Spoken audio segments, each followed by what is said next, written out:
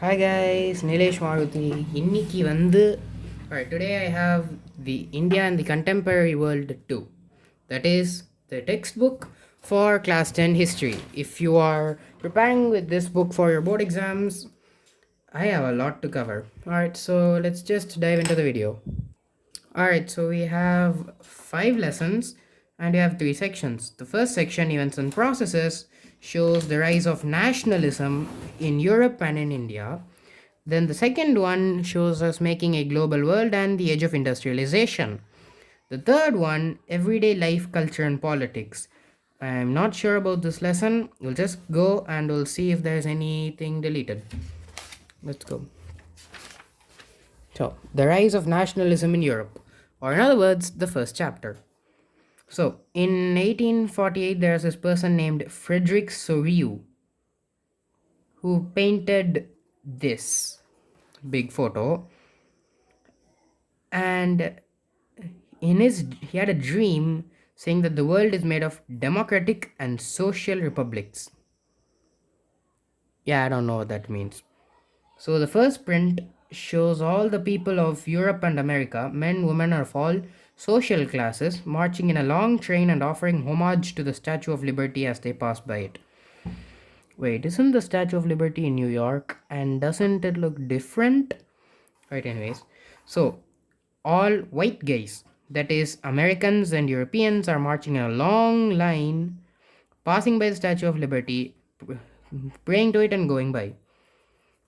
So, artists of the time of the French Revolution personified liberty as a female figure. Okay, this is supposed to be the torch of enlightenment, and this is the Charter of Man's Rights. Shouldn't this be hugged to a chest and the torch held high? Fine, who am I to ask? French engineering. Alright, so on the earth, in the foreground in the image lie the shattered remains of absolutist institutions. So this is death and the remains of monarchs and all monarchies around the world. And in Suriu's utopian vision, people of the world are grouped as distinct. So he's had a utopian vision of people of the world are grouped as distinct nations and are identified through flags and national costume. So they're telling us that the American flag is somewhere here. Switzerland is somewhere here. This is Belgium, Italy, Mexico, I think. No, Mexico's missing the thing in the middle. And so there's a utopia that is, it's so good that it's not gonna be real. So the US and Switzerland were nation states by the time France identified the revolutionary tricolor or tricolor. The tricolor is blue, white, and red, which accounts for most of tricolors in Europe, Russia and Croatia, I think, and others. So behind them are the Germans, black, red, and gold. As I said, these are the Germans, these are the French. Interestingly, Soyo created this. The German people, why is there peoples? It's person or people. People itself is plural. Did not exist as a united nation. So the flag they carry is an expression of the liberal hopes in 1848. So this is important. This painting was done in 1848. Please remember that. To unify the numerous German speaking principalities. Principalities, it's kind of like Monaco, a small country, into a single nation state under a democratic constitution. It's the German people's dream. Followed by the Germans are the Austrians, the kingdom of the two Sicilies. Sicily is at the bottom of Italy. So, if this is a map of Europe and Italy kind of extends out here like a leg kicking a football, forgive my drawing, I can't draw. So, if this is Italy, somewhere like this, right, and there'll be a small island here in the shape of a football that Italy will kick. So the kingdom of two Sicilies is this is Sicily, and up to this is the other Sicily, so the kingdom of Sicilies. Lombardy, give me a minute. Okay, wait, I found out where the Kingdom of the Two Sicilies are. So, as I told you, the boot, the ball, and these are a bunch of small states which don't need mentioning. And what was the other name? Lombardy. Yeah, Lombardy somewhere over here. Well, it's not here, it's missing. So, let's forget that. But then the chapter will deal with the issues visualized by Sorio in figure 1. Okay, during the 19th century, nationalism was a force which brought about large changes in political and mental world of Europe. The end of these changes were death to monarchy and the birth of what to say democracy in the place of multinational dynastic empires of Europe, as I said. So, the concepts and practices of a modern state in which a centralized power is exercised by sovereign control over a clearly defined territory. This concept of a country was developing over a long time in Europe, but it wasn't called a country, it was called a nation state, with in many of the citizens wanted with a common sense of identity, history, or descent. So it's kind of like first person's black, second person is black, third person's black or white or fair, whatever ethnical joining. They join together to become a nation state. So this commonness was not there from ever since time was. It was made through struggles, through the actions of leaders and the common people. This chapter will look at those in nationalism in Europe.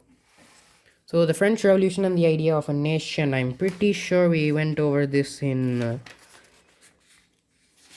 the first lesson of the ninth book, but fine, it's repeating here.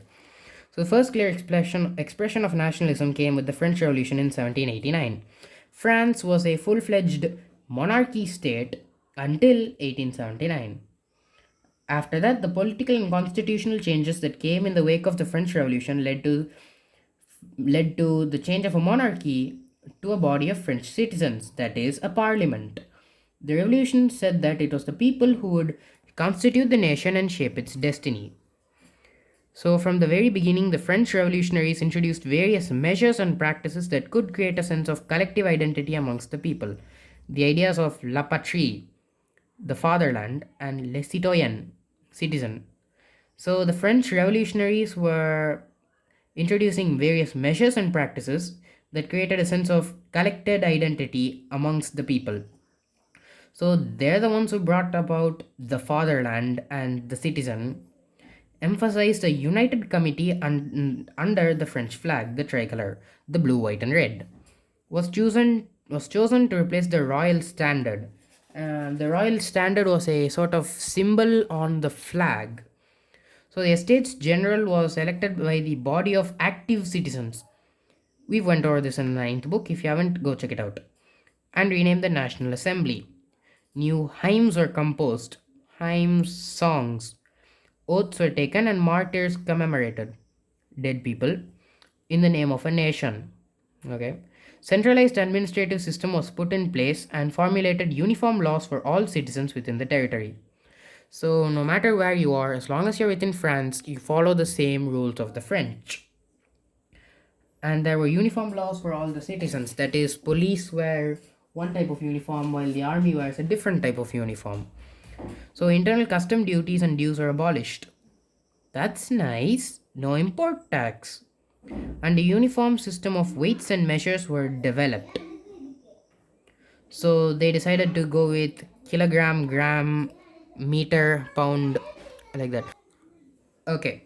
So no tax. They decided to use a different weight, the system of weights, and regional dialects were discouraged. The French imposition was in full swing. Only French as spoken in Paris. Now, recently in India, the Tamil Nadu government said that BJP is forcing Hindi. These guys succeeded in forcing French upon everybody. Okay? The revolutionaries further declared that it was the mission and the destiny of the French nation to liberate the people of Europe from despotism. dictatorship, monarchy, everything not democratic. In other words, to help other people of Europe to become nations. I don't know who typed this, but they really need to know that people is already a plural. You do not need to add the s, unnecessary. So the French nation was like, this is a good idea. Why not spread it to everybody? And they did, as is seen. So when the news of the events in France reached different cities of Europe, students and other members of educated middle classes began setting up Jacobin clubs. Again, mentioned in the ninth book. Go check it out. The activities and campaigns prepared the way for the French armies, which moved into Holland. Holland is Netherlands. Now, this is just wrong. Alright. So, France invaded everybody and was like, it's not enough if you listen to me. I'm going to invade you and force my ideas on you. Is what the French did. That's all for this video, part 1. More parts will be on the way. And I'll see you in the next one. Goodbye.